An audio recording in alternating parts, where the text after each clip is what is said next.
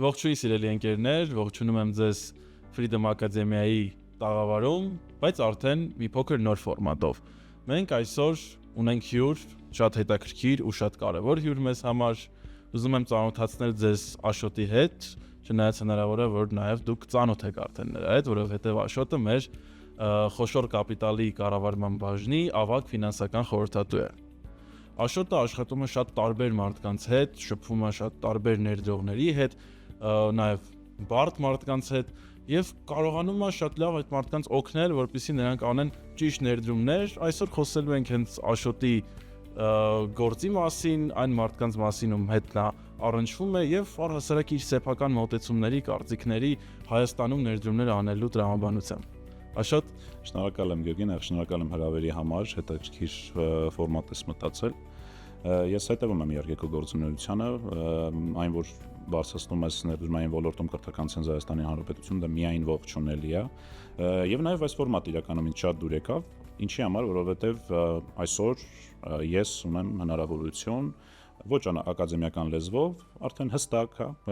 կոնկրետ գործարքներ ցույց տալով, կոնկրետ պորտֆելների վրա եւ կոնկրետ ստատիստիկայի օրինակներում ցույց տալ, թե ինչպիսի արդյունքների կարելի է հասնել ներդրումներով։ Այն մասը, որը որ Գյորգի ջան ասացի շատ լավ օգնում է, դա թողնենք իմ հաճախորդներին, ոմանց մոտ շատ լավ ստացվում է, ոմանց մոտ դեռևս չունենք այն արդյունքը, որի համար մենք սկսել ենք միասին աշխատել, պետք է այստեղ հասկանալ, որ ժամանակ է հարկավոր, որքան երկարաժամկետ է մարտավարությունը, այնքան հավանականությունը, որ հաջողության ենք հասնելու բավական մեծանում է։ Իրականում լիովին համաձայն եմ, ես կարծում եմ նույն մեր դիտորդներին էլ շատ հետաքրքիր կլինի հենց այդ ֆորմատը, առավել եւս որ մենք խոսելու ենք այս աշխարհի եւ պլյուսների մասին եւ մինուսների մասին, կփորձենք քննարկել տարբեր ներդրումային գործիքներ, որպեսզի մարդիկ էլ մեզ նայեն, հասկանան օրինակ իրենց առհասարակ հետաքրքիր է ներդրումներ անել։ Կարող է ինչ-որ մեկը նայում ասում է, չէ, ես գնացի փողը բարձի տակ պահեմ։ Իրականում հենց այդպիսի հաճախորդներ ունեմ, այսինքն ունեցել եմ ծանոթանալուց հետո իրականում ավելի այն մարդը, որ գումարը բարձր տակ է պահում, ինքը կոնսերվատիվ մարդ է, ինչի համար է բարձր տակ պահում, որովհետև բարձր այստեղ հուսալիության, խորհրդանիշն է։ Եվ նմանատիպ հաճախորդներ նույնպես ունեցել եմ, սակայն գումարը հենց որպես այդպիսին ինչ որ արտարժույթում, կամ հենց դրամում պահելը ինքը չի պաշտպանում իրեն ինֆլյացիայից։ Իրականում հետագայում ցանկացած ներդրող հասկանում է, որ եթե գնում է դոլար եւ դոլարով էր միջոցները պահում, ինքը ներդրում է կատարում դոլարի մեջ։ Եթե պահում է ռուբլիով, ռուբլու մեջ է ինքը ներդրում կատարում, եթե դրամով, ապա դրամի մեջ է ներդրում կատարում։ Դա մեր դեպքում մենք Հայաստանի Հանրապետությունն ենք, մեր աշխատավարձը մենք դրամով ենք ստանում, ավտոմատ կերպով մեր ներդրումները հենց դրամի տեսքով էլ ստանում ենք։ Մենք հետագայում նաեւ կզրուցենք դիվերսիֆիկացիայի մասին հենց արտարժույթների մասով, որովհետեւ տարբեր շերտերի դիվերսիֆիկացիա։ Իրականում դիվերսիֆիկացիան արժույթի տրամաբանությամբ շատ կարևոր է, որովհետեւ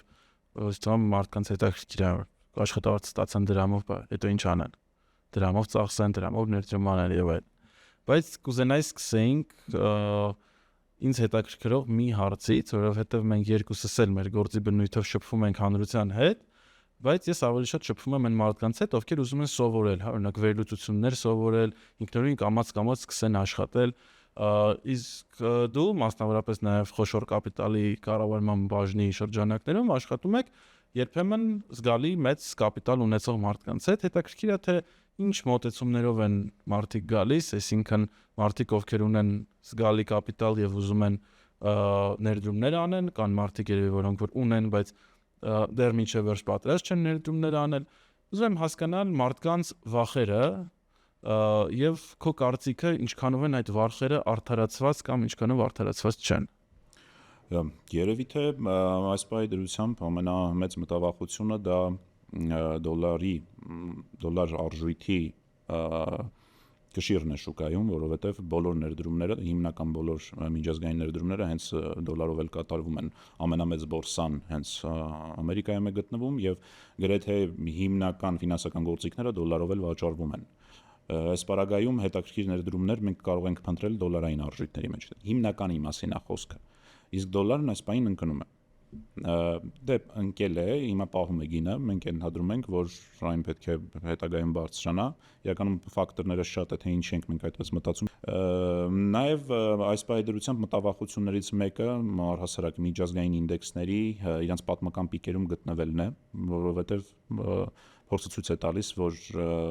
նման դեպքում պատմական փորձը նկատի ունեմ, ցույց է տալի, որ նման դեպքում բավական խորը կոռեկցիաների կարող են հանգեցնել սա։ Այսինքն կա շուկայում ձևավորված ինչ որտեղ կարելի ասել փուչիկ, հա, որը որ հնարավոր է որոշ չափով ընկնի։ Ну, ասենք գերագնահատված։ Հա, գերագնահատված փուչիկը դա ավելի վատ վիճակ ենք մենք ներկայացնում, հա։ Դե դա նորմալ է իրականում։ Բոլոր այն մարդիկ, ովքեր երկարաժամկետ են ներդրում կատարում, դա անգամ իրենց չի էլ հուզում։ Այն մարդիկ, ովքեր նոր են, բնականաբար նոր ներդրում կատարող անձը ինչ է ակնկալում, որ ինքը կարճաժամկետ պետք է միանգամից արդյունք ունենա, իսկ դա բավական դժվար բան է։ Այստեղ օրինակ հետաքրքիր մոտեցում է, որովհետև ես էլ առնչվում եմ մարդկանց հետ, որոնք որ գալիս են, ասում են, ես ուզում եմ $100 ունեմ, ուզում եմ մի շաբաթում $10,000 փող աշխատեմ։ Նույն ինչպես նշեցիր, բարդ, հա, իմ մոտեցմամբ, իմ սեփական կարծիքով ավելի մոտ անհնարին, քան հնարավորին, բայց կուզենամ նաև լսել քո կարծիքը, օրինակ, եթե ինչ որ մեկը եկել է ու ասում է, ես ուզում եմ ներդրումներ անեմ, բայց ուզում եմ շատ կարճ ժամանակում մեծ գումար աշխատել։ Քո մոտեցումը ինչ կլինի այդ մարդու հետ աշխատանքի ընթացքում։ Շատ նորմալ է դա։ Ուղղակի ամեն ինչ իր գինն ունի վճարելու։ High profit, high risk, low profit, low risk։ Եթե պատրաստ է բարձր ռիսկի դիմել, ուրեմն իր պոտենցիալը հետագայում ներդրմանն է, profit-ի եկամտի բնականաբար բարձր լինելու է։ Դրա հետևանքներին, եթե պատրաստ է ներդրողը, գումարն իրենն է եւ ռիսկի ինքն է դիմում, այնպես որ ինձանից հասնում է շուկայից փնտրել այդպիսի գործիքներ եւ տալ խորհուրդ։ Աշոտ, իսկ պրակտիկայում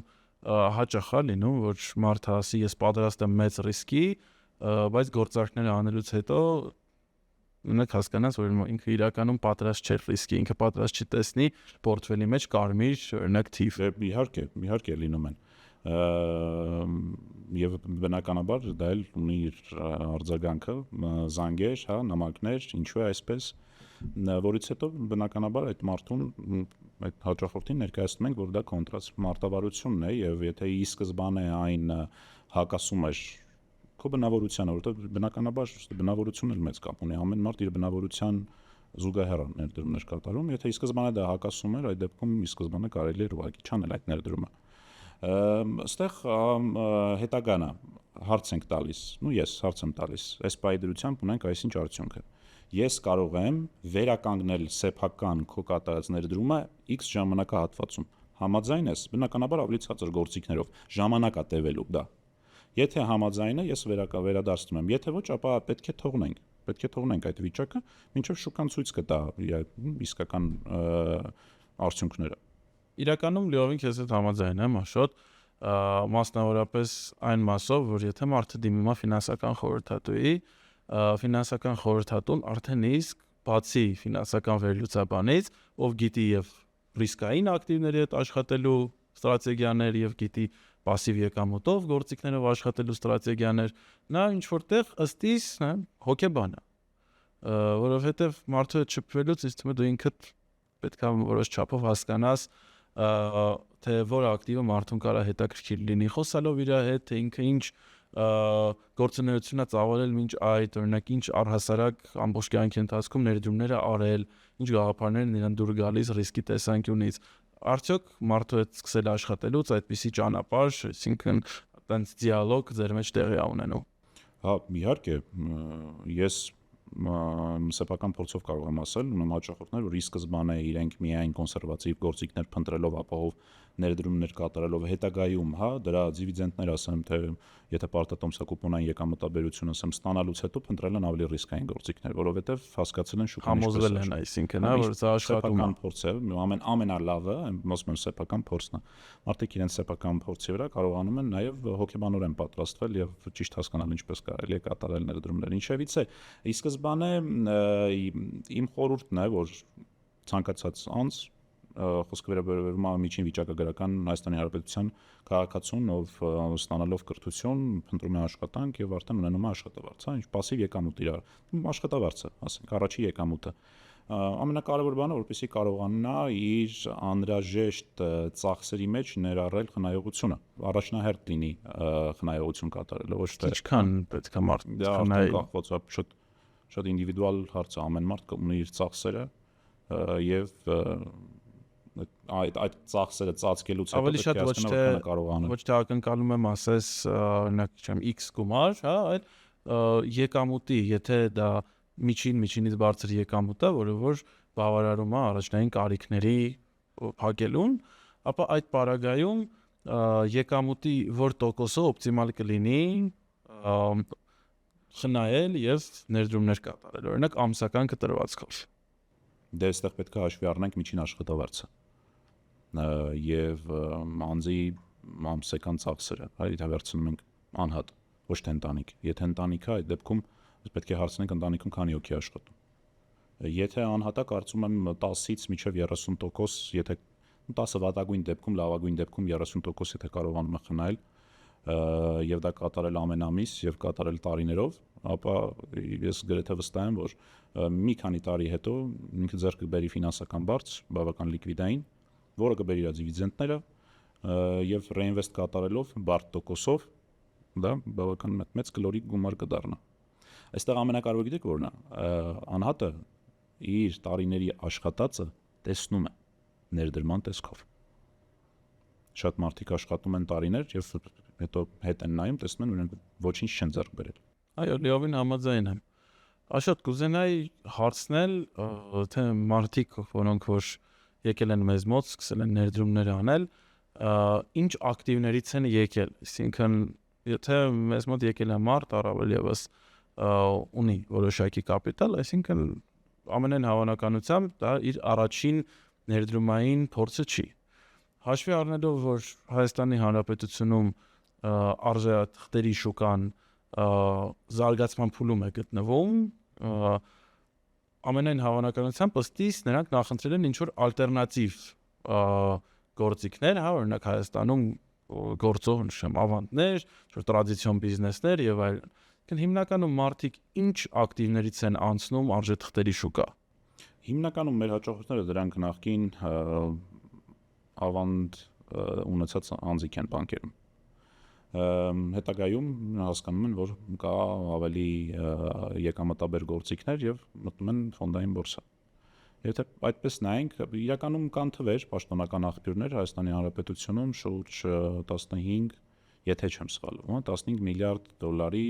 բանկերում դրված ավանդ կա։ Իհարկե, բանկերն օգտագործում են այդ միջոցները տարբեր ավելի ակտիվ ֆինանսական գործիքներում, որը եկամուտ է բերում, ինչ որ մի մասը կա, որ իրականում пассив է, էլի օգտագործվում է ինչ-որ տեղեր, բայց կարելի է ավելի եկամտաբեր օգտագործել։ Ամենայն դեպս դրանք ինչ գումարներ են, դրանք հիմնականում Հայաստանի Հանրապետության քաղաքացու գումարներն են, որոնք հայկական բանկերում։ Ես դիվերսիֆիկացիայի կողմնակից մարդ խորհուրդ չեմ տալիս բոլոր գումարները հանել եւ մտնել միջազգային բորսա, բայց մի մասը պետք է։ Կարծում եմ մի մասը պետք է բանի համար, դիվերսիֆիկացիայի համար։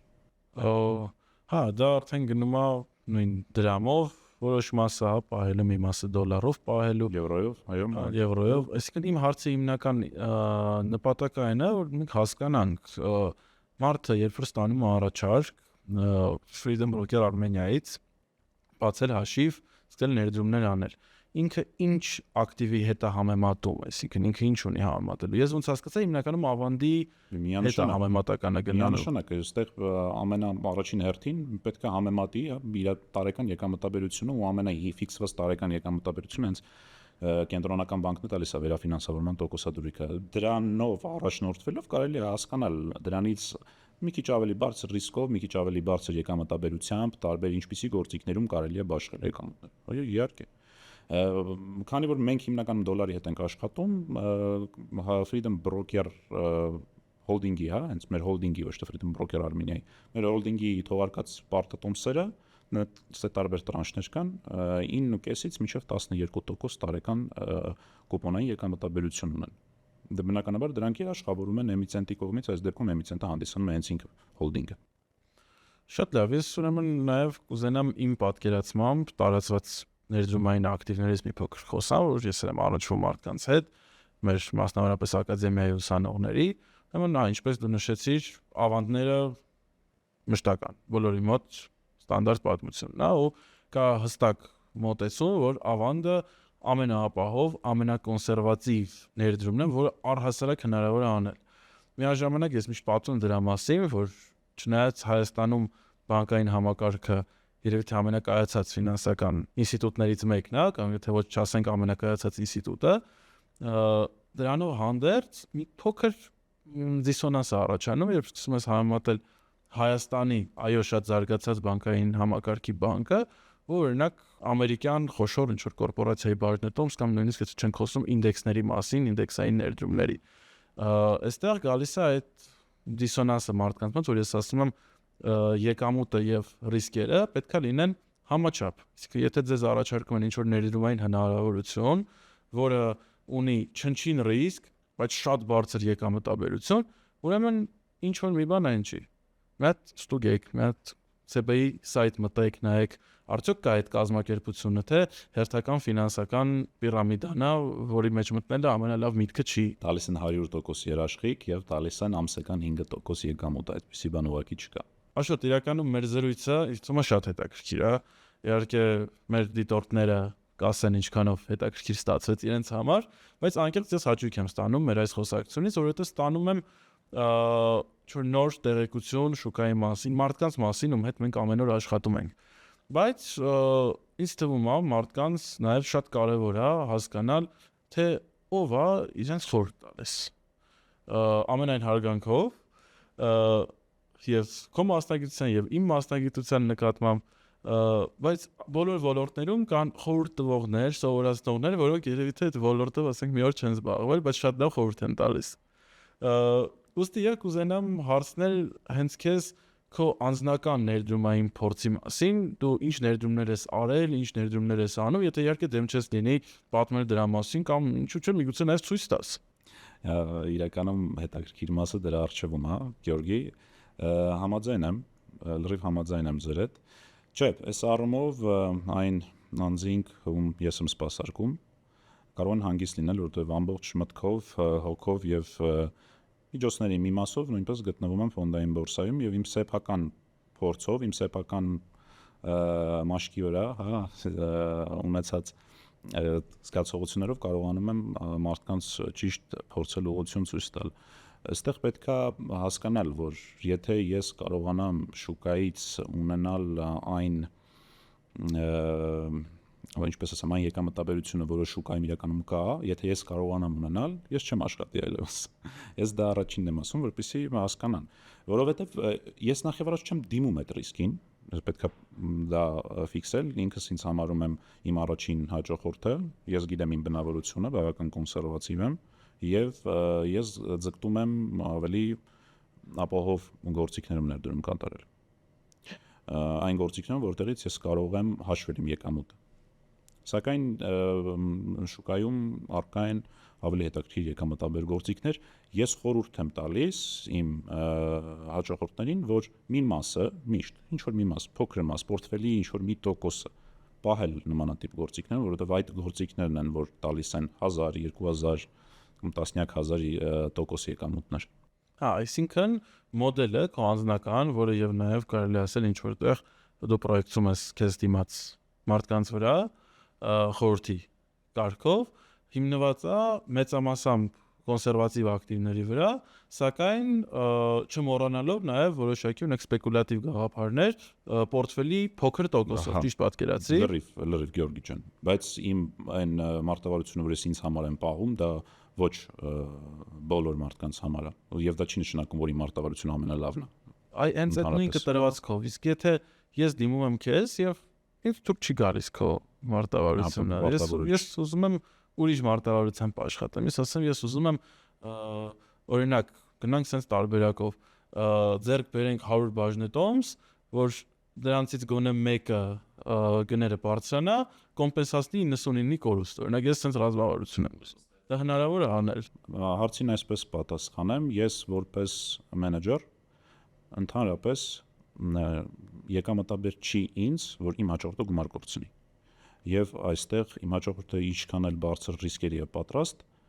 իմ գործն է զսպել այդ ռիսկերը, ինչքան հնարավոր է, ինչ որ ֆինանսական գործիքով ավելի կոնսերվատիվ, սակայն վերջնական որոշումը կայացնում է իմ հաջորդը եւ եթե ցանկանում է գնել բարձր ռիսկային գործիք, ընդհանրապես խնդիր չկա։ Իրականում կներես, Աշոտ, ես կիսում եմ նույն կոմոտեցում, որովհետեւ չնայած համամասնորեն քո ներդրումները համեմատած ես երևի ավելի շատ եմ ներդրումները անում հենց բաժնետոմսերում, սակայն մենք էլ ներդրումներ անելուց, առավել եւս մեր ուսանողների հետ աշխատելուց, մենք ցույց ենք տալիս այն բոլոր հնարավորությունները, որ ունենք, եւ մարդիկ արդեն սկսում են ընտրել։ Եվ մեր դերը արդեն իսկ դառնում է, որ մենք իրենց ուղղորդենք, որ ռազմավարությունը ընտրել են, ռազմավարությունը ճիշտ ռեալիզացնեն։ Այսինքն չկա լավ ու վատ ռազմավարություն։ Կա սխալներ, որոնք որ կարելի է անել, կարելի է չանել։ Ու իմ պատկերացնում մեր դերը եւ իմ դերը եւ քո դերը, որ մենք օգնենք մարդկանց, որ սխալներ չանեն, բայց գնան իրանց ակնկալած ուղղությամբ, եթե դա իրանց կշռադատված որոշումն է։ Այսինքն իրոք այն ինչ որ դու ներկայացնում ես, փաստացի դու ասում ես, որ ես պետք է հասկանամ մարդը եթե պատրաստ է նրան ինչ որ ինքը ինձ ասեց հենց նոր։ Մենք գնանք այդ ուղղությամբ, կարող է պատրաստ չի դրա համար ես այն ներկայացնեմ, ցույց տամ։ Ու հենց այդ ցույց տալու տրամաբանությամբ կուզենայի խնդրեի, որ նաև մեզ, ինձ ու մեր դիտորդներին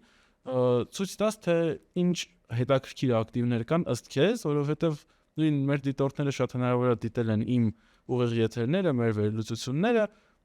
սակայն ինչքան վերլուծաբան, ինչքան մարդ կարելի է այդքան կարծիք, ես համոզված եմ, որ քո ներկայացրածը հաստատ ոչ պակաս, եթե ոչ ավելի հետաքրքիր կարող է լինի մեր դիտորդների համար։ Հա, շատ լավ, Գյորգի, ես իրականում հիմա կցանկանամ ներկայացնեմ նախ շուկայում ինչ կա, ինչ կարող են գնել, ինչի հետ կարան համեմատեն, ինչ հիմնական գործիքներ կան եւ արդեն կանդրադառնամ երկու իմ հաշիվներից մեկի կատարած երկու գործարքցույց կտամ եւ դրանով երևի թե կսահմանափակվեմ։ Սա Finviz կայքն է։ Հիմնականում ես հենց այս կայքով էլ աշխատում եմ, կայքում կարելի է գտնել հազարավոր ընկերությունների բաժնետոմսեր։ Եթե ես ուղղակի ֆիլտրեմ, նախ պետք է հասկանալ ինչպիսի ընկերություններ կան, ես ըստ իր մարքեթի կապիտալիզացիայի կարող եմ դասավորել, որ վերևից ներքև ինձ ցույց տա եւ առաջ տեղը տեսնում ենք, որ Nvidia-ն է իր 4.5 տրիլիոն դոլար շուկայական կապիտալիզացիայով, հա։ Կապիտալիզացիան դա բոլոր արժեթղթերի գներն է բազմապատկած քանակի վրա։ Այսինքն կազմակերպության գինն է։ Հա, եթե ամբողջը գնում ես, կազմակերպությունը քոնն է դառնում։ Իհարկե ինձ պետք չի ես որ ամբողջ իմ գումարը ներդնեմ մեկ ընկերության բաժնետոմսին, որովհետև դա ռիսկային է։ Պետք է ես դիվերսիֆիկացնեմ։ Նույնիսկ եթե այդ կազմակերպությունը շատ լավն է, Nvidia-ն է, մեծ է եւ պատմությունը ցույց է տալիս, որ շատ այդպիսի ընկերություններ, որոնք շատ լավն են եղել, ինչ որ մի պայի մի բան այն չի գնացել եւ ընկել է ընկերության գինը եւ այլևս չի բարձրացել։ Ու այդ նույն տրամաբանությամբ, եթե մենք ձեռք ենք բերում ոչ թե մեկ լավ կազմակերպության, օրինակ 10 լավ կազմակերպության բաժնետոմս, մեկի փաստացի ինչ որ այդ մի պահին գնացած խնդիրը կկոմպենսացվի նրանով, որ մնացածի մոտ այդ խնդիրը չկա։ Կամ ոչ թե խնդիր չկա, այլ ընդհակառակը բարձրանում է գինը եւ կարելի է այստեղ բալանսավորել։ Այս դեպքում դա ոչ միայն մենք ենք մտածել, շատ վաղուց կան մարդիկ, որոնք մենք չենք հորինել, հա, մտածել են եւ իրենք հենց դիվերսիֆիկացված ֆոնդեր են ստեղծել։ Ֆոնդն էլ դա ինչն է։ Ես օրինակի համար ստեղծում եմ ֆոնդ եւ ասում եմ, որ այդ ֆոնդի այսքան տոկոսը լինելու է Nvidia, այսքան տոկոսը լինելու է Microsoft, այսքան տոկոսը լինելու է Coca-Cola եւ այլն, հա, տարբեր ընկերություններ ես կարող եմ միավորել իրար եւ ստեղծել ֆոնդ։ Այս դեպքում ի՞նչն է ֆոնդի առավելությունը։ Տեսեք, եթե ես ցանկանում եմ օրինակ 500 ընկերությունով, հա, լավագույն 500 ընկերությունով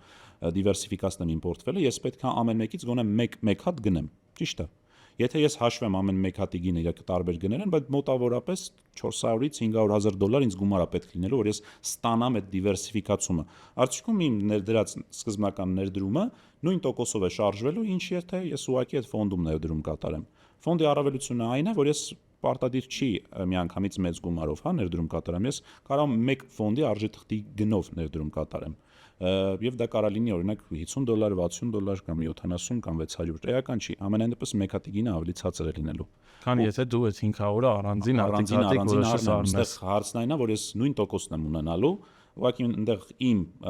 հնարավորությունը, օրինակ $400-500,000 կարող է չի լինում, չէ՞։ Ես այստեղ իմ հնարավորության չափով կարող եմ ունենալ նույն տոկոսը, ինչ այն մարդով ունի այդ հնարավորությունը։ Այսինքն եթե ես ունեմ պայմանական մի քանի միլիոն դոլար ու ներդրում եմ անում ամենախոշոր 500 կազմակերպությունների մեջ, իսկ դու ձեռք ես բերում ֆոնդի 1 բաժնետոմս պայմանական $600, տոկոսային տրամաբանությամբ ես էլ դու էլ նույն տոկոսն ենք աշխատում։ Այն մի քանի միլիոնն էլ աշխատում, օրինակ տարեկան այդ 8-ից 12%, ես էլ եմ աշխատում այդ 8-ից 12%։ Այսինքն ոչ մի տարբերություն չկա։ Եվ նմանատիպ ֆոնդերից իրականում ես առանձնացրել եմ երևի թե ամենահայտնիները, եւ ես ուզում եմ հենց իր չարտում ցույց տամ, թե ինչպիսի պատկեր ունեն իրանք, հա։ Так, իրենց մասին պատմերվես, չէ՞, ամեն մեկը ինչ է իրանից ներկայացնում, ես կդնեմ ուղղակի վերջին 5 տարվանը։ Այստեղ իրականում սա ֆոնդ չէ, ուղղակի ինքը այնպիսի բանկ է, որը որ արտացոլում է ամբողջ շուկան, ինքը շուկայի հետ հավասար է, դրա համար ինքը իրան մեջ ներառել եմ, JP Morgan-ի մասին է խոսքը, երրորդը Triple Q-ն է, սա ամերիկյան IT sector-ն է, Vanguard-ի S&P 500-ն է, սա Vanguard-ը ֆոնդ է, S&P 500-ն էլ դա նշանակում է վերջի ըստ market cap-ի լավագույն 500 ընկերությունների արժեթղթերի միջին մաթեմատիկա։ Ամենամեծ Ամերիկայի 500 կազմակերպություններն են։ Ամենամեծ Ամերիկայի կապիտալիզացիա ընկերությունները։ Նաև կա նույն Vanguard-ի total stock market-ը, այսինքն ամբողջ մարքեթն ասա ցույց տալիս, ուղղակի մի հատիկ արժեթղթի տեսքով է ցույց տալիս։ Այսինքն այդ տարբերակում մեր մոտ կան եւ խոշորները, եւ միջինները, եւ այսինքն ամբողջ շուկան մեջ ներառված է։ Հաստատի ճիշտ եմ հասկանում, որ եթե մենք ձեռք ենք բերում VTI-ի 1 բաժնետոմս, հաստատի մենք ներդրում ենք անում Ամերիկայի տնտեսության մեջ, հա, բիզնես սեկտորի մեջ ամբողջությամբ։ Պարտադիր չի Ամերիկայի, ամերիկյան բորսայում վաճառվում են եւ չինական արժեթղթեր եւ կանադայի, կարելի ասել ամբողջ աշխարհի էկոնոմիկայի մեջ եք ներդրում կատարում, երբ որ դուք գնում եք Vanguard-ի total stock market ETF-ը, օրինակի։ Պարզապես դոլարային է այդ ներդրումը, եթե եվրոպական կամ չինական կազմակերպության հենց ընտեղի բորսայով պետք է ներդրում անեի, իրանց արժույթով պետք է անեի, այստեղ դոլարով եմ, հա, կարողանում։ Հա, դեռ ընկերություններ կան, որոնք ոչ թե հոնկոնգյան բորսայում են լիստինգ եղած, չինականն, բայց լիստինգ եղած են ամերիկյան բորսայում։ Օրինակ մեր ընկերությունը, հա, մեր գլխամասը Ղազախստանում է գտնվում, բայց մեր բաժնետոմսերը վաճառվում են ազդակում ամերիկյան բորսայում, հա, մեր պարտատոմսերն են որ այնտեղ։ Ինչևից է, VTI-ը դա է, GLDM-ը սա ընդհանրապես ոսկու ֆոնդ է եւ սա էլ կրկին S&P 500-ի ֆոնդերից է, որ ինչ որ ժամանակահատվածում գլոբալ կոռեկցիաներ տեղի են ունենում, որ ներդրողը ստիպված է համբերել միջև որ այդ էկոնոմիկական հա բացված ճեղքը կլծվի եւ էկոնոմիկան կդզվի եւ իրենց ներդրումները կսկսեն արդյունք տալ։ Բայց եթե մենք երկարաժամկետ ենք նայում, մենք տեսնում ենք, որ այս ֆոնդերը միշտ արդյունք են տվել, միշտ իրանք միշտ եկամտաբեր են ու բնականաբար ավելի եկամտաբեր, քան ցանկացած բանկի, ցանկացած աշխարհում, ցանկացած բանկի առաջարկած ավանդ։ Եվ նաև ինձ համար ֆոնդերում ներդրում կատարելը նույնպես ցածր ռիսկային եմ համարում, որովհետև դա դիվերսիֆիկացված, արդեն իսկ դիվերսիֆիկացված գործիք է ֆինանսական։ Այսինքն եթե մենք ինչ որ բաժնետոմս ընտրելու դեպքում, հա, ուշադրություն ենք դարձնում ինչ որ վերլուծություններին, օրինակ նայում ենք ինչ ֆինանսական հաշվետվություն դուրս եկավ կամ ինչ նորություն կա այդ կազմակերպության շուրջ, որ ճիշտ պահին ներդրում անենք, հասկանանք երբ պետք է վաճառենք, որ հանկարծ չընկնի, այսինքն հասկանանք, որ 2 ամսով ձեռք ենք բերում, օրինակ Apple-ի բաժնետոմսը, հետո ծախելու ենք։ Այսինքն այս դեպքում սրանց մեջ ներդրում անել կարելի է անել ու գրեթե միշտ, այսինքն իրանք միշտ ակտուալ ներդրումային գաղափարներ են, ճիշտ եմ հասկանում։ Հա, համաձայն եմ, սակայն խորտ կտամ, եթե ներդրում ենք կատարում նորություններին ֆոնին այդքան էլ չնայենք, որովհետև երբեմն նորությունները կարող են ինչ-որ հետևանք թողնել, սակայն բիզնեսի վրա որպես այդպեսին հետևանք չթողեն եւ բիզնեսը գլոբալ զարգանա։ Իսկ նայած ինչ նորություններ, թե բոլոր նորություններին կարելի է տենց վերաբերել։ Չէ, բնականաբար նայած նորություններ, այստեղ ուղղակի կան մարդիկ, որոնք աննշան նորությունների նույնպես, հա, շուկան աննշան նորություններին էլ է անգամ Օրինակ Elon Musk-ը նախկին Twitter-ում ներկա X-ում ինչ որ մի հատ բան գրեց դրա վրա ուշադրություն դարձնենք եւ սկսենք գործարքներ անել, այսինքն դա փոքր շնորհություն է ըստիս։ Դե, հա, նորություններն ունեն տարբեր նշանակություններ։ Այստեղ ուղղակի երբ դուք ապագայում դուք հասկանում եք բիզնեսը եւ կատարում եք ներդրում բիզնեսում, դուք ներդրում չեք անում բիզնեսում, որ դուք ունենալու եք եկամուտ այս պահին, հա, դուք ունենալու եք եկամուտ ապագայում, դուք ապագայի համար եք այդ ներդրումը կատարում։ Այս դեպքում նորությունները այդքան էլ մեծ նշանակություն չեն ունենում։ Այստեղ ավելի շատ պետք է բիզնեսի տեսլականին նայել, իր ֆինանսական, իր հնարավորություններին ապագայի, հա, եւ նաեւ նայել ինչպիսի արդյունքներ է ունեցել այդ բիզնեսը վերջի 3 տարվա երամսյակներում։ Օրինակ եմ ասում։ Այստեղ մենք զրուցեցինք արդեն արժեթղթերից եւ ֆոնդերից, սակայն ես այնպես չի որ շատ ակտիվ ներդրումներ եմ կատարում այս նմանատիպ գործիքների մեջ։ Դա չեմ ասում, լավ է կամ վատ է, այստեղ ամեն մարդ ունի իր բնավորությունը, մոտեցման խնդիր է այստեղ։ Չնայած կատարել եմ, բայց եթե հաշվի առնեմ իմ պորտֆելի ամբողջ չափը, իմ կատարած ներդրումը համարում եմ, որ անգամ չեմ կատարել, որտեղ քիչ ա եղել։ Ես իրականում հիմա կվերադառնամ մեր պլատֆորման, սա Freedom Broker-ի հենց մեր պլատֆորման է եւ ավտոմատ կերպով բացվել է հենց իմ հաշիվը, պլատֆորման տալիս է ամեն հնարավորություն ամբողջ աշխարհից կատարել տարբեր ներդրումներ։ Հիմնականի միջոցները այս բան ես պահում եմ իմ խնայողական հաշվում։ Այն դոլարով տարեկան 4.2% եկամտաբեր գործիք է, տալիս է գումարը ամեն օր։ Եվ ամեն օր հասանելի է, ես կարող եմ ցանկացած բայի տոկոսը տարեկան է, բայց օրեկան, հա, օրեկան եմ ստանում, այս տոկոսը տարեկան է հաշվարկում, այսինքն 4.2% բաժանից 365 օր է, որովհետև ես օրական եմ ստանում։ Ինքը իրականում որպես խնայողական հաշիվ բավական շատ լավ գործիք է, որովհետև նույնիսկ եթե դու չես ակնկալում, հա, մենակ օրինակ տեղ տնես գումարը ու գումար աշխատես, այլ ենթադրենք ակտիվ ես վաճառել ու հենց այս պահին ինչ որ ալտերնատիվ բաժնետոմս կամ արժեթուղթ ուրիշ չես ընտրել որ առնես։ Ինչ անես, պրոստը պահես հաշվիդ, այդ տարբերակում էլ աշխատելու է ինֆլյացիան, այսինքն հակառակ process, քո գնողունակությունը ընկնելու։ Իսկ սենց դու այդ ժամանակը նույնպես օգտագործում ես ֆինանսական օգուտով, ես թվում է դա շատ լավ հնարավորություն է ներդրողի համար, որ համարում է, որ անգլերեն ասած time is money, էլի։ Ամեն օրը գումար է։ Միանշանակ համաձայն եմ։ Ես ինչ եմ կատարել։ Երևի թե հիմնականում հենց հոլդինգի պարտատոմսերն եմ գնել եւ վաճառել։ Եթե ես ուղակի հա գնամ իմ գործարքները եւ պատմությունով առանձնացնեմ մեր երկրորդ տրանշը, մեր երկրորդ տրանշը ես գնել եմ 100.85-ով մեկ կուպոնը։ Տարեկան 10% եկամտաբերությամբ երամսյակում եմ ես ստացել իր կուպոնը եւ ընդամենը մի քանի ամիս հետո 4.5 ամիս հետո վաճառել եմ 5% թանկ։ Եվ այն ծավալը, որ ես եմ գնել, այդ ծավալով իրան հնարավոր էր այդ մենակ capital gain-ի մեջ ունենալ այդ հնարավոր այդ եկամտաբերությունը։ Այսինքն այն թիվը ինչը որ այս պայն երևում է էկրանում, ես դրանից մի քիչ շատ էլ կուպոն եմ ստացել։ Ինչը այստեղ իրական որտեղ մենակ այստեղ capital gain-ն է ցույց տալիս, այսինքն գնում ունեցած եկամուտն է ցույց տալիս։ Քանի որ Freedom Broker holding-ը հենց մշտում եմ, Freedom Broker-ն էլ underwriter-ը հանդիսանում տարբեր երկրներում, դա նշանակում է որ մեր միջոցով ընկերությունները պարտատոմսեր են թողարկում եւ մեր հաճախորդները եւ քանի որ ես իմ առաջին հաճախորդն եմ, առաջինն եմ իմանում դրա մասին։ Նախապես եթե ես տեղյակ եմ ընկերությունը, ինչպիսի ընկերություն է, հասկանում եմ ունենալու է պահանջարկ այդ պարտատոմսը գնման։ Եվ ես գնում եմ ուղղակի նոմինալով, ինչպես սա եմ կատարել, սա ինչ որ ոսկու հանքեր։ Գնել եւ ընդամենը մի քանի օրով 2.5% են ֆիքսել, եթե տեսնում եք գնման եւ վաճառքի թվերը։ Այս բայդրությամբ ես ինչի համար եմ վաճառել իմ երրորդ տրանշը, երբեմն երրորդ տրանշը, եթե նայենք էլի մեր պարտատոմսերի, տեսեք ինքը քանի գործարքով է վաճառել, մաս է վաճառել, տարբեր չափաբաժիններով է վաճառել, որովհետև վերջում ինքը ծավալի որոշակի խնդիր ունեցավ,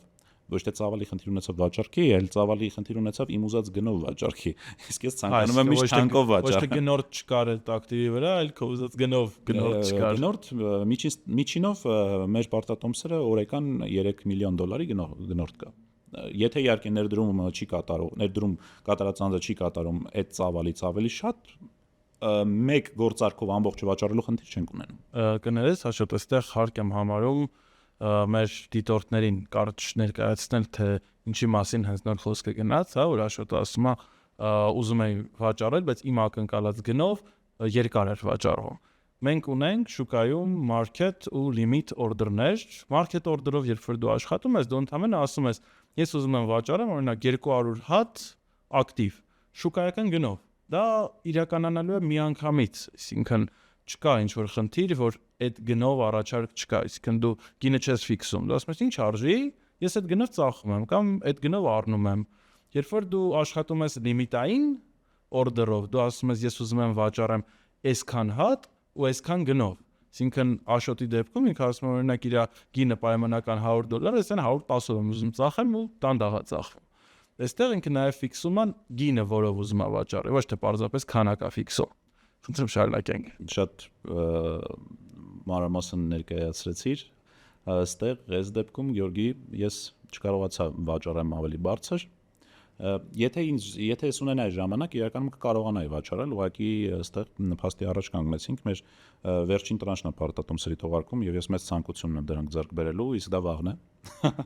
Այնպես որ ես իմ միջոցները ազատեցի, որպեսզի կարողանամ նոր պարտատոմս գնել, ինչի համար եմ դե հաշվում պահում, որովհետեւ ես այս օրերի ընթացքում, քանի դեռ սպասում եմ մեր երրորդ տրանշին, կարող եմ էլի գումար աշխատել, իսկ վաղ արդեն ես կգնեմ մեր պարտատոմսերը նոմինալով։ Իսկ ինչ ես կարծում, երբ որ մեր podcast-ը հրապարակվի, այդ հնարավորությունը հասանելի կլինի մեր դիտորդներին։ Հնարավորությունը միշտ է հասանելի, անգամ առաջի եւ երկրորդ տրանշները ցանկացած պահի, ով ունի հաշիվ, ուղղակի հավաքում է մեր պարտատոմսի ծիկերը կամ հապավումը, ու կարող է գնել։ Սակայն ինչ գնով։ Այստեղ ամենակարևոր հարցն է։ Ես ցանկանում եմ շուտ գնել, որպեսզի գնել նոմինալով, այսինքն $100, հետագայում ես լինեմ թանկ վաճառողը։ Ես նաև գնի մեջ կարողանամ գումար աշխատել, հա։ Ցանկացած պահի կարելի է գնել, սակայն ավելի բարձր գնով կլինի, որովհետև փորձը ցույց է տալիս, որ մեր պարտատոմսերը պահանջարկ ունեն։ Դա նշանակում է, որ հետագայում գնելու դեպքում ավելի թանկ գնով են գնելու։ Շատ լավ, Աշոտ, իրականում գիտես մեկ էլ ինչ կուզենայի հարցնել, այսինքն նշեցիր մեր պարտատոմսերի առաջին տրանշը, երկրորդ տրանշը, հիմա էլ երրորդ տրանշը։ Պարտատոմսերը շատերի ընկալման մեջ իրենք пассив եկամտային գործիք են, որոնք կուպոն են վճարում, այսինքն տոկոսային пассив եկամուտ։ Հիմա ինչ տրամաբանությամբ ես դու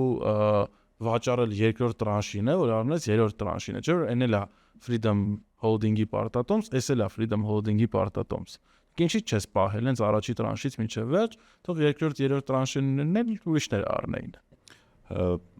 Ստեփ շատ լավ հարց է դա, ինձ թվում է մենք բոլորս ենք ցանկանում գումար աշխատել եւ մենք բոլորս ենք ցանկանում շատ գումար աշխատել։ Ես էլ դեմ չեմ։ Կա գործիք, որ ցածր ռիսկային է, բայց տալիս է ավելի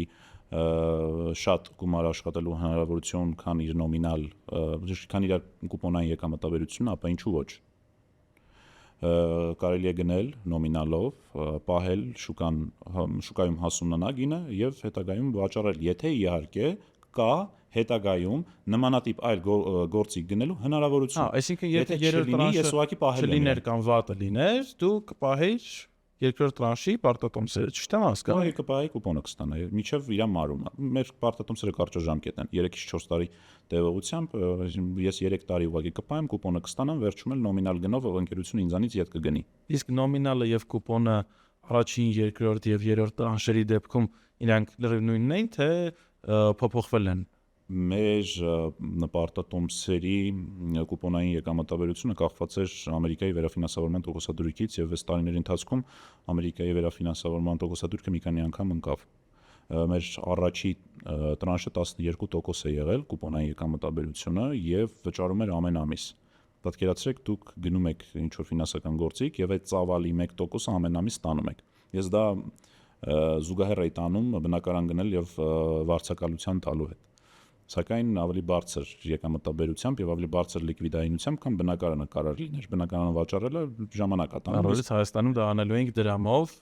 Ավելի ես հաշվարկել եմ, ավելի ցածր է լինում, այս դեպքում ես բնակարանը պետք է վաճառեմ օրինակ մի քանի ամսում եւ բնականաբար դա գործընթաց է, չէ՞, նաեւ ֆիզիկական գործընթաց է գնալ նոտար եւ այլն, իսկ ես բնակարանի գնի չափով մի հատ ամբողջ բնակարանի գնի չափով պարտատոմս ընդհանրապես մի հատիկ մկնիկի, հա, քլիկի արդյունքում վաճառում եմ մի քանի վայրկյանում։ Այստեղ ու դառնում են իմ գումարները հասանելի այլ նպատակների համար օգտագործել։ Այս առումով անհամեմատելի առավելություն էր, հա, մեր պարտատոմս տոմսերը, սակայն հետագայում ասում են լավ բանը շատ չի լինում։ Հետագայում կուպոնային եկամտաբերությունն ընկավ, սակայն պահանջարկը ոչ այդքան ապահանջարկի վրա դա անդրադարձավ, մարդիկ շարունակում են գնել, որովհետև հուսալի են համարում մեր պարտատոմսերը, քանի որ մենք բացբաժնետ իրական ընկերություն ենք, մենք լիստինգ եղած ենք ամերիկյան բորսայում, մեր աուդիտը Big Four-ից Deloitte-ն է իրականացնում, մեր ֆինանսական report-ները, հա, հաշվետվությունները, ներողություն, մեր ֆինանսական հաշվետվությունները հասանելի են, ուղղակի կարելի է բացել եւ համոզվել հուսալի են արդյոք կատարած ներդրումը, թե արկային ռիսկեր, եթե արկային ռիսկեր ուղղակի կարելի է վաճառել եւ դուրս գալ։ Աշոտ ջան, օրինակ մենք լինելով հենց ֆինանսական ոլորտի մեջ, արժեթղթերի շուկայի մասնագետներ, վերլուծաբաններ, դա մեր գործի մի մասն է, առավոտից գիշեր նստել վերլուծություն անել եւ ինչու՞ չէ դրանից էլ օգտվել մեր անձնական պորտֆելներով նաեւ անել ներդրումներ։ Իհարկե քո ներդրողները շատ են շահում հենց դրանից, որ քանի դեռ օրինակ իրանք ուրիշ տեղ են աշխատում, դու անում ես այդ վերլուծությունները ու պատրաստ ես կիսվել իրանց հետ, բայց նաև այս թվական մարդիկ, որոնք մեծամասամբ մենակ են աշխատում կամ քիչ են օգտվում խորհրդատվությունից ու ման են գալիս հենց նման ակտիվներ, որոնք քանի որ մենք արդեն խոսացինք ավանդների մասին, հա, նաև բնակարանների մասին, ինչը նշեցիր, ավելի եկամտաբեր են, քան ավանդները, քան բնակարանում ներդրում անելը, բայց ժամանակային ռեսուրսի տեսանկյունից շատ ավելի օպտիմալ են։ Այսինքն ժամանակակից իրականությունում, երբ մենք խոսում ենք փող աշխատելու մասին, պետք է նաև խոսել, թե մենք ինչ ջանք ենք գործադրում, ինչքան էներգիա, ժամանակ, կներեք արտադրությանս համար ներվեր ենք ծախսում ինչ որ գործընթացի վրա։ Ինձ թվում է, իրոք պարտատոմսով աշխատել նույնքան, ինչպես դու նշեցիր, ավելի շատ կամ բնակարան առնել, վարձով տալ կամ հետո վաճառել, հա, նույն նոտար, բրոկեր եւ այլն, գին խոսալ, մի խոսքով, շատ տրանզակցիոն խնդիրներ են առաջանում։ Այդ առումով ես կարծում եմ, որ իրոք ինքը շատ ավելի հետաքրքիր գաղափար է, բայց չի լասի, որ ամբողջությամբ պետքա փոխարինել տրադիցիոն ակտիվներին, ինչի մասին դու էլի դեպ խոսացիր, որ եթե ունենք հնարավորություն եւ օրինակ որոշակի անշարժ գույք դրամով եւ օրինակ ակտիվներ ձեռք բերել դոլարով, դա կլինի ավելի խելամիտ մոտեցում։ Այստեղ կուզենայի քո կարծիքը լսել արժութային դիվերսիֆիկացիայի մասին, հա, մենք խոսացինք դիվերսիֆիկացիայի մասին ակտիվների տեսանկյունից, որ մի բաժնետոմս կամ մի պարտատոմս մենակ մի արեք, բայց նաև կուզենայի լսել այն ամենասկզբից, օրինակ ես ունեմ գումար, հետո որ փուլում դիվերսիֆիկացիա անեմ կամ ինչ փուլեր կան դիվերսիֆիկացիայի ըստ քեզ։ Դե եթե սկզբնականում անհատը նոր է սկսում իր ներդրումային ճանապարհը եւ չունի շատ միջոցներ, որպեսզի կատարի այդ դիվերսիֆիկացումը, ելք չունի, պետք է մեկ գործիքից օգտվի։ Այնպես որ երևի թե այդ հարցը վերաբերում է այն մարդկանց, ովքեր որ արդեն ունեն որոշակի X քանակությամբ գումար, որը որ հնարավոր է կատարել դիվերսիֆիկացում։ Ես կրկին, հա, կասեմ, որ այստեղ լավ կամ վատ ներդրման, այսպես ասած, պիտակավորում չկա, կա ցածր ռիսկային, ցածր եկամտաբերությամբ, բարձր ռիսկային, բարձր եկամտաբերությամբ գործիքներ։ Կա անշարժ գույք, որին ես շատ լավ եմ նայում այդ ներդրմանը, սակայն այստեղ պետք է հասկանալ կատարված ներդրման գումարը, որը որ ես կատարում եմ, գուցե ինչ որ մի X կետում ինձ պետք գա շտապ, այդ ժամանակ անշարժ գույքը վաճառելը ինքը այդքան էլ լիկվիդային չի։ Իհարկե այստեղ հարցեր կան նայած որտեղ, ինչ գնի, հա, սակայն անձամբ ես կատարում եմ ներդրում անշարժ գույքի մեջ ու հենց Հայաստանի Հանրապետությունում ես կատարում եմ ներդրում դոլարի մեջ, չունեմ ներդրում եվրոյում, ունեմ ներդրում դրամով, բանկերում ավանդի տեսքով։ Ես փորձել եմ ուղղակի իմ ունեցած հնարավորությամբ ստանալ դիվերսիֆիկացիա, որը որ նաև ծառայում է իմ պահանջներին ֆինանսական։ Շատ ինդիվիդուալ է, շատ մոտեցումը կարա տարբեր լինի, դրա համար միանշանակ պատասխան այդ հարցը չունի։ Իրականում ես սիրում եմ այն հարցերը, որոնք հստակ միանշանակ պատասխան չունեն։ Դա նշանակում է, որ ամեն մարդ ունի իրավունք ընտրելու այն, ինչը համապատասխանահիր են ըստ եկամուտի, ըստ ռիսկայնության պրոֆիլի եւ այլն։ Փաստացի մենք եկանք մի հետաքրքիր եզրակացության, որ հա, եթե ունենք շատ ֆինանսական միջոցներ, իհարկե մենք կարող ենք, չգիտեմ, եւ բնակարաններ էլ առնենք, հողեր էլ առնենք, արժեթղթեր էլ առնենք, մի երկու հատ բիզնես էլ հիմնադրենք, հա, դա մի քիչ ուրիշ պատմություն է։ Բայց մինչև այդտեղ հասնելը մենք կարող ենք ընտրել մեր ունեցած միջոցները մեկ կամ մի քանի ռիսկային ակտիվներում կոնսոլիդացնել, թե կոնսոլիդացնել համեմատաբար ցածր ռիսկային ակտիվներում։ Օրինակ քո ցույց տվածը ինչով է ըստ իս հետաքրքիր, որ դու ընտրել ես ռիսկ եկամտաբերություն, չասեմ իդեալական, բայց օպտիմալ, շատ օպտիմալ հարաբերակցություն, որովհետև նույն պարտատոմսերի տեսանկյունից կան նաև պարտատոմսեր, որոնք էլ ավելի ցածր ռիսկային են, բայց շատ ցածր եկամտաբերություն ունեն։ Օրինակ տարեկան 4-5% եկամուտ ունենալը, մեկ ես չեմ կարծում, որ Հայաստանում բնակվող ներդրողների մեծ մասին համապատասխան է եւ նրանք կուզեն դրա համար մտնել արժեթղթերի շուկա։ Բայց օրինակ երբ որ մենք խոսում ենք այն եկամուտներից, որ դու ես ցույց տալիս, ինձ թվում է դա արդեն լրիվ ուրիշ պատմություն է։ Չնայած մենք նայեցինք իրար հետ որոշակի կարճ ժամանակահատվածում միջնաժամկետ օպերացիաները, ես ուզում եմ քեզ հարցնել, քանի որ առաջին տարին չի որ ներդրում ես անում, տարեկան, եթե չկան ինչ-որ կրիզիսներ, եթե չկան ինչ-որ արտաքին բացասական ֆակտորներ, ինչ եկամտաբերության մասին կարելի է խոսալ այն ռազմավարությամբ, որը որ դու ես որդեգրել։ Եթե իրականում reinvest կատարեի այն եկամտաբերությունը, որ ես ռամսյակը մեկ եմ անում, շատ ավելի բարձր կլներ, սակայն տարեկան 19-ից 23% է եղել իմ սեփական արդյունքը։ Դա վերջի 3 տարվան եմ կատարում, 3 տարվա իմ գործունեությունն է։ Շատ է դա, քիչ է, դա արդեն հարցի երկրորդ կողմն է, սակայն դա այն ռիսկ եւ եկամտաբերություն հարաբերակցությունն է, որին ես եմ պատրաստ գնալ։ Այսքանը։ Հա, իրականում քո նշած տոկոսային եկամուտը ալտերնատիվ ակտիվների հետ համեմատած Հայաստանում դա արդեն իսկ կարծիքի տեսքով չեմ ասում, ավելի շատ որպես փաստ, դա այն ավելի բարձր է։ Իհարկե։ Որովհետև եթե մենք խոսում ենք բանկային ավանդներ, կրկին ամենայն հարգանքով բանկային համակարգին, մեր կենտրոնական բանկի վարած հստակ, ճշգրիտ եւ բավականին լավ քաղաքականությանը, իսկ ինչի ենք մենք որոշել, որ բանկը ոչ ռիսկային է, առհասարակ, դա չկա ռիսկ։ Մարդկանց հետ խոսալուց երբեմն հենց դա եմ լսում։ Դե բանկում ռիսկ չկա։ Որ մի քիչ սկսում ենք խոսալ, լավ, բանկը քո գումարը վերցրեց, ոնց պարտատոմսի դեպքում տալիս ես չոր կազմակերպությանը, բանկն նրա կազմակերպությունը տենց էլ տալիս ես բանկին։ Ինքը այդ գումարը օգտագործում, վարկա տալիս, օպերացիաներ է անում եւ այլն։ Դու չգիտես էլ հենց կոնկրետ քո փողով ինչ արես։ Մենակ գիտես, որ ունի պարտավորություն այդ փողը քեզ հետ տա։ Իսկ եթե չկարողացավ, նույն այս մասով աշոտ կուզենայի քո կարծիքը լսել ներդրումային ակտիվների նկատմամբ վստահության, ավելի կոնկրետ անվտանգության հարցը, հա, երաշխիքների, քանի որ բանկային ավանդները որոշ չափով երաշխիքներ ունեն, մարդիկ ունեն, որ ասում են, իսկ ինչի ներդրումները արժեթղթերում չունեն,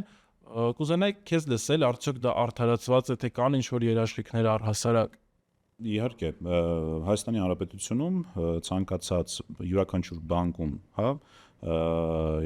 ունեցած ավանդը երաշխավորվում է ինչ-որ գումարով,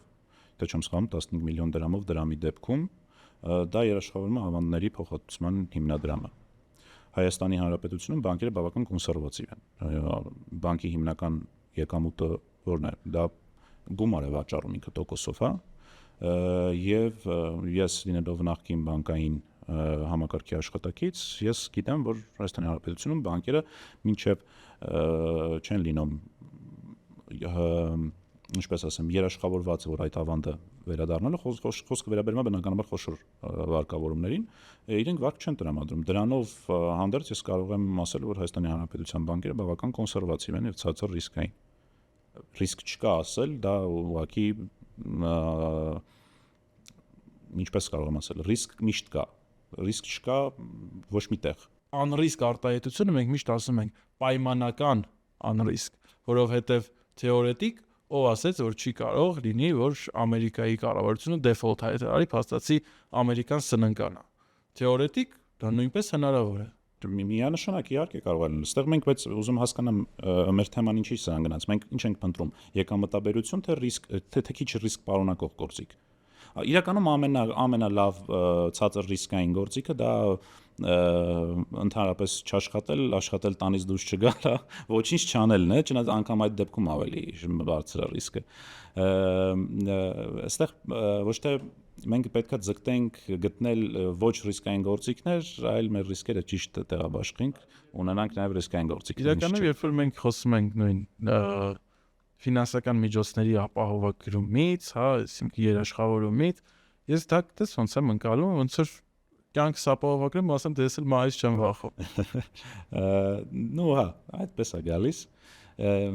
Դրա համար երևի թե կարելի է դիվերսիֆիկացիայի շնորհիվ ստանալ մոդել ռիսկ եւ եկամտաբերության հարաբերակցության, կարելի է օգտվել տարբեր մոդելներից, 50, 50, 70, 30, 80, 20, այստեղ արդեն ամենակարևորը հասկանալ անհատի հորիզոնները, հա, ներդրման եւ դա անել անընդհատ, ժամանակ առ ժամանակ կատարել պորտֆելի վերանայում եւ ստեղծել ձեր բարեկեցիկ ապագան, այսպես ասեմ, որը ձեզ կտանի ֆինանսական անկախության։ Չնայած երևի թե ֆինանսական անկախության հասնելու համար դեռ շատ կա, որովհետեւ աշխարհում ամենամեծ հարուստ մարդիկ էլ ունեն պարտավորություններ ու հիմնականում իրենց պարտավորությունների եւ իրենց ակտիվների հարաբերակցության հարցն է։ Դրա համար ես խորհուրդ եմ տալի այնպես անել, որպեսզի մեր պարտավորություններն ու մեր ակտիվների հարաբերակցությունները միշտ լինի օգուտ մեզ։ Աշոտ լիովին համաձայն եմ քեզ հետ ու ասեմ, որ մեր այս զրույցը եւ հետաքրքիր էր եւ պրոդուկտիվ էր։ Համոզված եմ նաեւ, որ մեր դիտորդներին նույնպես շատ հետաքրքիր է եղել այս հաղորդումը, քանի որ մենք հնարավորինս պրակտիկ փորձեցինք քննարկել ներդրումները եւ մեր նպատակը այն է, որ դուք սիրելի ընկերներ մեր կոնտենտի շնորհիվ դառնաք մեկ քայլ ավելի մոտ պրակտիկ ներդրումներին ու ավելի էֆեկտիվ ու գրագետ տիրապետեք ու կառավարեք ձեր ֆինանսական միջոցները։ Սակայն մինչ եզրափակելը ես կխնդրեմ Աշոտին, Աշոտ, ես կարծում եմ, որ մարդիկ կուզենային քո նման ֆինանսական վերլուծաբանից եւ խորհրդատուից լսել մի քանի խորհուրդ, որը նրանց կօգնի հնարավորինս ճիշտ կառուցել իրենց ներդրումային ռազմավարությունը, առհասարակ կյանքը ֆինանսների կառավարման տեսանկյունից։ Բավական պատասխանատու հայտարարություն ես պահանջում որ կատարեմ, Գեորգի ջան։ Իրականում խորհուրդ եմ տալի բոլորին առաջին հերթին ներդրում կատարեն իրենց մեջ, իրենց կրթության մեջ, որովհետև եթե աշխատում ես, ինչ որ X գումար ես աշխատում, սակայն չես պատկերացնում դա որտեղ եւ ինչպես պետք է ծախսես, երևի թե դա ամենավատն է։ Կատարեք ներդրում ձեր առողջության մեջ, կատարեք ներդրում ձեր հոգևոր աճի մեջ, կատարեք ներդրում ձեր կրթության մեջ, ամենակարևորը եւ վերջում իհարկե պահեք ինչ որ միջոց, որպեսզի կատարեք ներդրում ֆինանսական տարբեր գործիքներում։ Սա է, ուրիշ ինչ որ բարդ մաթեմատիկական հավասարում չպետք է ես այստեղ ցույց տայի։ Շնորհակալություն Աշոտ։ Ընկերներ, ձեզ նույնպես շնորհակալություն մեզ հետևելու համար։ Կհանդիպենք մեր մյուս եթերներում։